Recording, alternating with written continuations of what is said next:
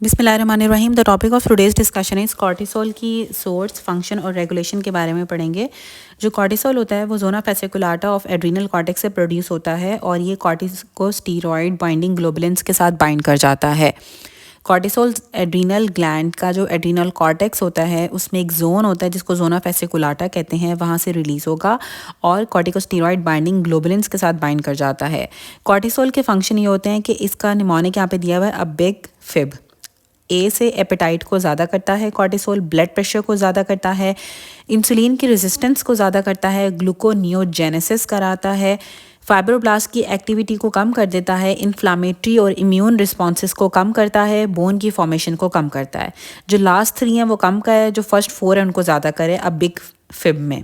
तो एपेटाइट को ज़्यादा करेगा, ब्लड प्रेशर को ज़्यादा करेगा, इंसुलिन की रेजिस्टेंस को ज़्यादा करेगा, ग्लूकोनियोजेनेसिस को ज़्यादा करता है, फाइब्रोब्लास्ट की एक्टिविटी को कम करता है, इम्यून रिस्पॉन्स को और इन्फ्लामेटरी रिस्पॉन्स को कम करता है और बोन की फॉर्मेशन को कम करता है। अब जो एक्सोजिनस जो स्टीरॉइड्स ले रहे होते हैं उसकी वजह से टीबी की रीएक्टिवेशन भी हो सकती है और इवन कैंडिडियासिस भी डेवलप हो सकती है, क्योंकि ये इंटरल्यूकिन 2 की प्रोडक्शन को इनहिबिट करता है। क्योंकि जो कॉर्टिकोस्टीरॉइड्स होते हैं ना, ये आपके इम्यून रिस्पॉन्स को डिक्रीज़ करते हैं। तो जब आपकी इम्यूनिटी कम होगी तो उसकी वजह से आपकी रीएक्टिवेशन हो सकती है पेशेंट इम्यूनो कॉम्प्रोमाइज्ड हो जाता है। इम्यून सिस्टम के एक्टिवेशन कम होने की वजह से या इम्यून रिस्पॉन्स कम होने जाने की वजह से पेशेंट की टीबी और कैंडिडियासिस रीएक्टिवेट हो सकती है जो स्टीरॉइड्स ले रहे होते हैं। अब ब्लड प्रेशर को ये कैसे ज़्यादा करता है? अप रेगुलेट करता है ये अल्फा-1 रिसेप्टर्स को आर्टेरियोल्स के ऊपर और उनकी सेंसिटिविटी को ज़्यादा कर देता है एपिनेफ्रिन और नॉरएपिनेफ्रिन के लिए।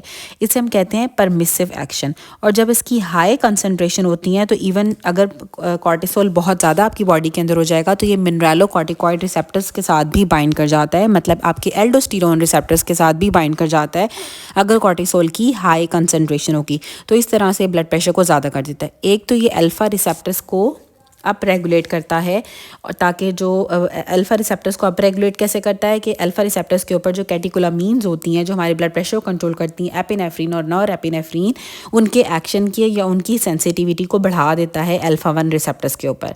अल्फा-1 रिसेप्टर्स के ऊपर एपिनेफ्रिन और नॉरएपिनेफ्रिन की सेंसिटिविटी को बढ़ा देता है और जब ये हाई कंसनट्रेशन के अंदर होगा तो ये मिनरलोकॉर्टिकॉइड रिसेप्टर्स के साथ बाइंड कर जाता है, मतलब एल्डोस्टेरोन के रिसेप्टर्स के साथ भी कॉर्टिसोल बाइंड कर सकता है हाईएस्ट कंसनट्रेशन में। अल्टीमेटली इससे ब्लड प्रेशर ज़्यादा हो जाएगा। अब जो कॉर्टिसोल होता है वह डायबिटोजेनिक होता है, आपके ब्लड के अंदर ग्लूकोज के लेवल को ज़्यादा करता है, इंसुलिन रेजिस्टेंस डेवलप करता है कि इंसुलिन बॉडी में तो होती है लेकिन काम नहीं कर पाती है, तो ब्लड के अंदर ग्लूकोज के लेवल्स को ज़्यादा करता है। कॉर्टिकोस्टीरॉइड्स ग्लूकोज लेवल को ज़्यादा करते हैं, ग्लूकोनियोजेनेसिस कराते हैं, नई से नई ग्लूकोज की प्रोडक्शन कराएंगे, लिपिड्स की ब्रेकडाउन कराता है, प्रोटीन्स की भी ब्रेकडाउन कराता है, प्रोटियोलाइसिस कराता है, लाइपोलाइसिस कराता है, लेकिन ग्लूकोनियोजेनेसिस कराता है और ग्लूकोज की टिश्यूज़ के अंदर यूटिलाइजेशन को कम कर देता है। इंसुलिन रेजिस्टेंस का मतलब यही होता है कि जो इंसुलिन की हेल्प से जो ग्लूकोज जो होता है ना वो आपके सेल्स के अंदर चला जाता है। अब ये इंसुलिन रेजिस्टेंस ज़्यादा कर देगा। जब इंसुलिन रेजिस्टेंस ज़्यादा होगी तो आपके ब्लड के अंदर तो ग्लूकोज होगी लेकिन वो टिश्यूज़ यूटिलाइज नहीं कर पा रहे होंगे, तो ये ग्लूकोज की यूटिलाइजेशन को कम करता है और इंसुलिन की रेजिस्टेंस को ज़्यादा करता है। डायबिटोजेनिक होता है कॉर्टिसोल या कॉर्टिकोस्टीरॉइड हार्मोन्स जो होते हैं।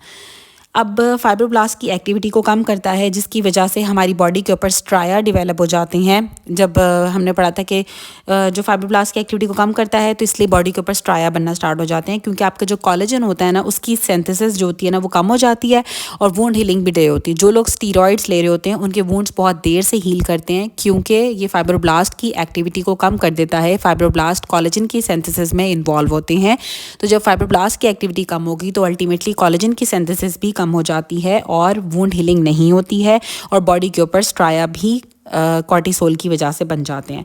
इसलिए कशिंग सिंड्रोम के अंदर एब्डोमिनल स्ट्राया हमें नज़र आते हैं, क्योंकि कॉर्टिसोल जो होता है वो स्ट्राया को ज़्यादा कर देता है आपकी बॉडी के ऊपर फाइब्रोब्लास्ट की एक्टिविटी को कम करके। अब ये इन्फ्लामेटरी रिस्पॉन्स और इम्यून रिस्पॉन्सेस को कम करता है। हमारे इन्फ्लामेटरी रिस्पॉन्स के अंदर जो प्रोस्टाग्लैंडिन्स और ल्यूकोट्राइन्स होते हैं ये इन्फ्लामेटरी रिस्पॉन्स के अंदर इन्वॉल्व होते हैं। साइटोकाइन्स होते हैं जो कि इन्फ्लामेशन में इन्वॉल्व होते हैं, तो ये इनकी प्रोडक्शन को इनहिबिट करता है। ल्यूकोट्राइन्स की प्रोडक्शन को भी इनहिबिट करता है और प्रोस्टाग्लैंडिन्स की प्रोडक्शन को भी इनहिबिट करता है। WBCs को एडहेयर होने नहीं देता है, इसलिए न्यूट्रोफिलिया, ठीक है, न्यूट्रोफिलिया कराता है। WBCs की एडहीजन को इनहिबिट करता है, हिस्टामीन की रिलीज़ को इनहिबिट कर देता है मास्ट सेल से, ईओसिनोफिल्स के लेवल कम कर देता है, लिम्फोसाइट्स के लेवल कम हो जाते हैं और इंटरल्यूकिन 2 की प्रोडक्शन को ब्लॉक कर देता है। इंटरल्यूकिन 2 की प्रोडक्शन को ब्लॉक कर रहा था जिसकी वजह से आपका जो इम्यून रिस्पॉन्स होता है वो डिक्रीज हो जाता है। इंटरल्यूकिन 2 की प्रोडक्शन को ब्लॉक करता है कॉर्टिसोल, ईओसिनोफिल्स के लेवल कम हो जाते हैं, लिम्फोसाइट्स भी कम हो जाएंगे, डब्ल्यूबीसीज एडहेयर नहीं करेंगे, डब्ल्यूबीसीज के एडहीजन को इनहिबिट करता है, ल्यूकोट्राइन्स को भी इनहिबिट करता है, प्रोस्टाग्लैंडिन्स को भी इनहिबिट करता है, न्यूट्रोफिल काउंट ज़्यादा हो जाता है। ठीक है, न्यूट्रोफिलिया होगा जब कॉर्टिसोल ज़्यादा होगा, न्यूट्रोफिल्स ज़्यादा हो जाएंगे, और इओसिनोपिनिया होगा और लिम्फोपिनिया होगा, लिम्फोसाइट्स पे काम और इओसिनोफिल्स पे काम, और हिस्टामिन की रिलीज़ भी नहीं होने देता है मास्ट सेल से। साथ ही हमारे बोन्स के अंदर ऑस्टियोब्लास्ट की एक्टिविटी को कम कर देता है और बोन फॉर्मेशन को डिक्रीज़ करता है। ऑस्टियोब्लास्ट की एक्टिविटी को कम कर देता है, बोन फॉर्मेशन को डिक्रीज़ करता है। अब जो कॉर्टिसोल था ये हमारे इन्फ्लामेटरी और इम्यून रिस्पॉन्स को कम कर रहा था क्योंकि ल्यूकोट्राइन्स की प्रोडक्शन को कम करता है, प्रोस्टाग्लैंडिन्स की प्रोडक्शन को कम करता है, डब्ल्यूबीसीज की एडहीजन को इनहिबिट करता है, न्यूट्रोफिलिया हो जाता है, न्यूट्रोफिल काउंट ज़्यादा हो जाता है, ईओसिनोफिल्स के लेवल कम हो जाते हैं, ईओसिनोपिनिया होता है, लिम्फोपिनिया होता है, हिस्टामिन की रिलीज़ को ब्लॉक कर देता है मास्ट सेल्स, और इंटरल्यूकिन 2 को ब्लॉक करता है और हमारे इम्यून रिस्पॉन्सेज को डिक्रीज़ कर देता है, जिसकी वजह से पेशेंट्स को कैंडिडियासिस की रीएक्टिवेशन हो सकती है या टीबी की भी रीएक्टिवेशन हो सकती है जो लोग एक्सोजिनस स्टीरॉइड्स ले रहे होते हैं। अब इसकी रेगुलेशन में एक आता है कॉर्टिकोट्रोपिन रिलीजिंग हार्मोन जो कि हाइपोथैलेमस से रिलीज़ होता है, वो आपके एसीटीएच के ऊपर एक्ट करता है और एसीटीएच आपके पिट्यूटरी से आता है। एसीटीएच रिलीज़ होगा, फिर एसीटीएच एक्ट करता है आपके एड्रीनल कॉर्टेक्स के जोना फेसिकुलाटा के ऊपर और कॉर्टिसोल की प्रोडक्शन कराता है। जब कॉर्टिसोल बहुत ज़्यादा हो जाएगा तो नेगेटिव फीडबैक से आपका कॉर्टिकोट्रोपिन रिलीजिंग हार्मोन कम हो जाता है और एसीटीएच कम हो जाता है और अल्टीमेटली कॉर्टिसोल की सिक्रीशन भी कम हो जाती है। जो क्रॉनिक स्ट्रेस वाली कंडीशंस के अंदर क्रॉनिक स्ट्रेस की वजह से हमारा प्रोलॉन्ग कॉर्टिसोल की सिक्रीशन होती रहती है, कॉर्टिसोल की रेजिस्टेंस डेवलप हो जाती है, आपकी इम्यूनो कॉम्पिटेंसी इम्पेयर्ड हो जाती है और इवन हमारा जो हाइपोथैलेमिक पिट्यूटरी एक्सिस होता है उसकी डिसरेगुलेशन हो जाती है। अगर क्रॉनिक स्ट्रेस वाली कंडीशन होगी तो उसमें जो कॉर्टिसोल की प्रोडक्शन होती है ना वो बहुत ज़्यादा हो जाती है कि प्रोलॉन्ग काफ़ी अरसे तक कॉर्टिसोल की सिक्रीशन होती ही रहती है जब क्रॉनिक स्ट्रेस की स्टेट होती है, जिसकी वजह से कॉर्टिसोल की रेजिस्टेंस बॉडी में डेवलप हो जाती है क्योंकि इतना ज़्यादा कॉर्टिसोल रिलीज़ हो गया है कि आपकी बॉडी के अंदर रेजिस्टेंस डेवलप हो जाती है। साथ जो इम्यूनो कॉम्पिटेंसी होती है वो भी इम्पेयर्ड हो जाती है और जो हाइपोथैलेमिक पिट्यूटरी एक्सिस है उसकी डिसरेगुलेशन हो जाती है। नाउ एपिटाइट रेगुलेशन हार्मोन्स में 3 आते हैं, ghrelin, leptin and endocannabinoids. Ghrelin stimulate करता है हंगर को, इसका ऑरेक्सीजेनिक इफेक्ट होता है और ये ग्रोथ हार्मोन की रिलीज़ कराता है। ग्रोथ हार्मोन सेक्रीटागॉग रिसेप्टर्स के थ्रू ग्रोथ हार्मोन की रिलीज़ कराता है ग्रेलिन, जी से ग्रोथ हार्मोन। तो ग्रेलिन जो होता है वो ग्रोथ हार्मोन की रिलीज़ कराता है और ये स्टिमुलेट करता है हंगर को, इसका ऑरेक्सीजेनिक इफेक्ट होता है। स्टमक से प्रोड्यूस होता है, स्लीप डेप्रिवेशन में प्रोड्यूस होता है, फास्टिंग में प्रोड्यूस होता है और प्राडर-विलाय सिंड्रोम के अंदर ग्रेलिन की प्रोडक्शन ज़्यादा हो जाती है। ठीक है, स्टमक से प्रोड्यूस होता है अगर आप प्रॉपरली नहीं सो रहे हो, स्लीप डेप्रिवेशन है, या अगर आप फास्ट करते हो, फास्टिंग में या प्राडर-विलाय सिंड्रोम के अंदर ग्रेलिन ज़्यादा हो जाता है। फास्टिंग के अंदर ग्रेलिन ज़्यादा होगा, जाहिर सी बात है जब आप खाना नहीं खा रहे हो तो आपकी ग्रेलिन हार्मोन ज़्यादा होगा आपकी बॉडी के अंदर ताकि आपको भूख ज़्यादा लगे और आप खाना खाओ। स्लीप डेप्रिवेशन के अंदर भी जो है वो ग्रेलिन ज़्यादा हो जाता है और जब आप प्रॉपरली नहीं सो रहे होगे तो हमने पढ़ा था कि स्लीप में आपका ग्रोथ हार्मोन ज़्यादा होता है, तो स्लीप डेप्रिवेशन जब आप प्रॉपरली नहीं सोते हो तो भी जो है वो ग्रेलिन स्टिमुलेट होता है और आपको भूख ज़्यादा लगती है। और प्राडर-विलाय सिंड्रोम के अंदर ग्रेलिन की प्रोडक्शन ज़्यादा हो जाती है। Ghrelin makes you grow hungry, ठीक है, मतलब आपको ग्रेलिन की वजह से भूख लगती है, आप ग्रो करते हो और ये lateral area of the hypothalamus के ऊपर एक्ट करता है क्योंकि जो हाइपोथैलेमस का लैटरल एरिया होता है वहाँ पे हंगर सेंटर होता है जिसकी वजह से एपेटाइट ज़्यादा हो जाती है। ग्रेलिन एक हंगर हार्मोन है, इसका ऑरेक्सीजेनिक इफेक्ट होता है, ये ग्रोथ हार्मोन की रिलीज़ को ज़्यादा करता है, स्टमक से प्रोड्यूस होता है, स्लीप डेप्रिवेशन में, फास्टिंग में, प्राडर-विलाय सिंड्रोम में ग्रेलिन की प्रोडक्शन ज़्यादा हो जाती है। ग्रेलिन से आपको भूख ज़्यादा लगती है और ये lateral area of the hypothalamus के ऊपर एक्ट करता है क्योंकि lateral area of the hypothalamus के अंदर हंगर सेंटर होता है जो कि आपकी एपिटाइट को ज़्यादा कर देता है। सेकंड आता है लेप्टिन हार्मोन। लेप्टिन हार्मोन का इफेक्ट बिल्कुल ऑपोजिट होता है ग्रेलिन हार्मोन से। लेप्टिन जो होता है वो स्टाइटी हार्मोन होता है और ये एडिपोज टिश्यू से प्रोड्यूस होता है। ग्रेलिन स्टमक से प्रोड्यूस हो रहा था और वो हंगर करा रहा था। जो लेप्टिन हार्मोन होता है वो स्टाइटी प्रोड्यूस करता है और ये एडिपोज टिश्यू से प्रोड्यूस होता है। और वो लोग जिनके अंदर लेप्टिन जीन की म्यूटेशन होती है वो ओबीज हो जाते हैं, क्योंकि लेप्टिन जीन म्यूटेट हो गया। अब उनका जो वो उनका कभी पेट ही नहीं भरेगा, मतलब उनको स्टाइटी नहीं उनके अंदर डिवेलप होगी, तो उनको स्वेयर ओबेसिटी डिवेलप हो जाती है। ओबीज पीपल के अंदर लेप्टिन हार्मोन ज़्यादा हो जाता है क्योंकि जो एडिपोज टिश्यू भी ज़्यादा होता है। अब ओबेसिटी में क्या होता है, आपकी बॉडी के अंदर एडिपोज टिश्यू ज़्यादा होगा। जब एडिपोज टिश्यू ज़्यादा होगा तो आपको ऑलरेडी जो आपकी स्टाइटी लेप्टिन हार्मोन के लेवल्स भी ज़्यादा होते हैं।